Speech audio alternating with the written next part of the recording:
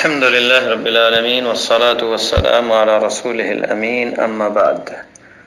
ایک بھائی کا سوال اس حدیث کے بارے میں ہے کہ جب چھینکنے والے کو چھینک آئے، ایک آدمی کو جب چھینک آئے تو کیا کہے، الحمدللہ یا پھر ساتھ اضافہ کرے والصلاة والسلام علی رسول اللہ۔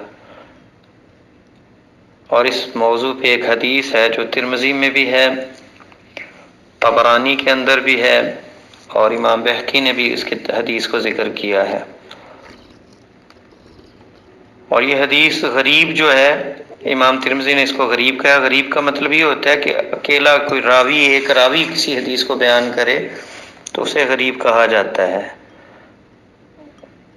اور یہ حدیث جو ہے یہ صحیح ہے، جس میں یہ ہے کہ عبداللہ ابن عمر رضی اللہ تعالیٰ عنہ کے پاس کسی آدمی نے کو چھینک آئی، اس نے کہا الحمدللہ والصلاة والسلام علی رسول اللہ، کہ یہ لفظ اضافہ کیے اللہ کے نبی پہ درود کے، تو آپ نے انہیں ڈانٹا اور کہا کہ ہمیں تو اللہ کے رسول نے صرف الحمدللہ رب العالمین کہا ہے۔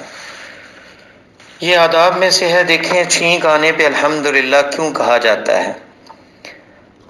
یہ ایسے ہی ہے جیسے آپ کا کمپیوٹر ہے اور کمپیوٹر میں آپ ریفریش کرتے ہیں اور پورا سسٹم جو ہے ریفریش ہو جاتا ہے، اسی طرح چھینک آنے سے پورا جسم ریفریش ہو جاتا ہے۔ اور یہ اللہ کی نعمت ہے کہ جسم پر کوئی بیماری یا کوئی آفت آنے لگے اور بندے کو چھینک آ جاتی تو پورا جسم جو ہے، اس کے اعصاب جو ہے فریش ہو جاتے ہیں۔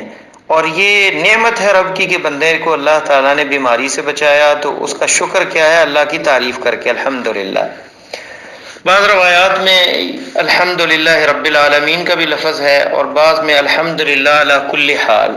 یہ روایات ثابت ہیں احادیث مبارکہ سے، لیکن یہ کہ درود نبی علیہ السلام پہ پڑھنا یہ ثابت نہیں ہے کسی حدیث سے۔ امام بہقی نے 2 حدیثیں ذکر کی ہیں، لیکن دونوں میں اضطراب ہے اس کی سندوں کے اندر، اور وہ درست نہیں ہے۔ اور صحیح یہی ہے کہ یہ الفاظ صرف الحمدللہ رب العالمین، الحمدللہ علی کل حال، یہ ثابت ہے احادیث سے۔ اور اس کے علاوہ جو سننے والا وہ کہے یرحمک اللہ، اور پھر جو جس کو چھینک آئی وہ کہے یہدیکم اللہ، اللہ تجھے ہدایت دے، ویصلح بالکم، اور تیرے حال کو درست فرمائے۔ تو دیکھیں یہ نعمت پہ الحمدللہ کہنا، اور سننے والا کیا کہتا ہے یرحمک اللہ، اللہ تجھ پہ رحم فرمائے۔ اور یہ دعا ہے آپس میں، دیکھیں سلام بھی سلامتی کی دعا ہے، جب ہم کہتے ہیں السلام علیکم ورحمۃ اللہ وبرکاتہ، تم پر اللہ کی سلامتی ہو، رحمت ہو اور برکتیں ہوں، تو کسی وقت بھی استجابت کا وقت ہوتا ہے تو بندے کی دعا قبول ہو جاتی ہے۔ تو ان چیزوں کا اہتمام کرنا چاہیے، بچوں کو سکھانا چاہیے۔ امام حافظ ابن حجر رحمہ اللہ نے اپنی فتح الباری میں ایک واقعہ نقل کیا ہے ابن عبد البر کے سند سے، جس کی سند کو لکھا ہے کہ جید ہے۔ ابو داؤد جو صاحب السنن ہے، ابو داؤد رحمہ اللہ، جن کی کتاب سنن جو ہے سنن ابی داؤد ہے، ان کا واقعہ نقل کرتے ہیں کہ وہ کسی بحری جہاز میں تھے۔ انہوں نے کنارے پہ کسی کو چھینک آتے سنی، جہاز نکلا تھا تو اس نے جو ہے الحمدللہ کہا، تو انہوں نے ایک کشتی کرائے پہ وہاں اس جہاز سے لی اور جا کر اسے جواب دیا یرحمک اللہ، اور اس نے پھر جواب دیا یہدیکم اللہ ویصلح بالکم۔ تو جب یہ جواب ملا انہیں تو پھر وہ واپس آ گئے، تو ان سے پوچھا گیا کہ آپ نے ایسا کیوں کہا، کیوں کیا اس طرح؟ تو کہنے لگے لعلہ یکون مجاب الدعویٰ، ہو سکتا ہے اس کی دعا جو ہے وہ قبول ہونے والی ہو، مستجاب الدعوات ہو۔ تو جب رات کو سوئے تو انہوں نے خواب میں دیکھا، اس سفینے والوں نے، اس بحری جہاز والوں نے، کہ ان ابا داؤد اشترى الجنت من اللہ بدرہم، کہ ابو داؤد نے اللہ سے جنت خرید لی 1 درہم کے بدلے میں، جو کرائے پہ کشتی لے کے گئے اور جواب دیا۔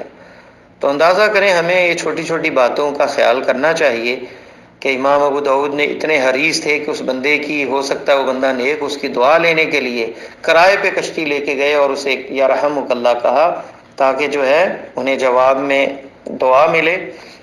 اور پھر یہ خواب میں دیکھا ان لوگوں نے کہ اللہ تعالیٰ نے ابو داؤد کو نے جنت خرید لی 1 درہم کے بدلے میں۔ تو یہ چھوٹے چھوٹے آداب ہمیں بہت سی اللہ تعالیٰ کی رحمتوں کے مستحق بناتے ہیں۔ واقعی ہو سکتا ہے آپ جس کو جواب دیں وہ نیک آدمی ہو، اس کی دعا آپ کو لگ جائے، وہ استجابت کا وقت ہو اور بندے کی زندگی جو ہے وہ بدل جائے، اللہ کی ناراضگی جو ہے وہ اللہ کی رضا میں بدل جائے، گناہ بندے کے معاف ہو جائیں اور اللہ تعالیٰ کی رحمت اس بندے کی، اس نیک آدمی کی دعا سے جو ہے اس کے حالات ہی بدل جائیں، اس کی رزق کی تنگی جو ہے وسعت میں بدل جائے، اس کی بیماریاں شفا کے اندر بدل جائیں، صحت اور عافیت میں بدل جائیں۔ تو یہ دعائیں جو ہیں بڑی مہم ہیں، سلام میں بھی جو ہے سستی نہیں کرنی چاہیے، بلکہ قیامت کی نشانیوں میں سے ہے کہ ہم سلام جو ہیں صرف اپنے جاننے والوں کو کہیں۔ آپ کی حدیث کیا ہے کہ جس کو تم جانو یا نہ جانو، ہر ایک کو جس سے ملاقات ہو مسلمان ہے تو اسے سلام کہیں۔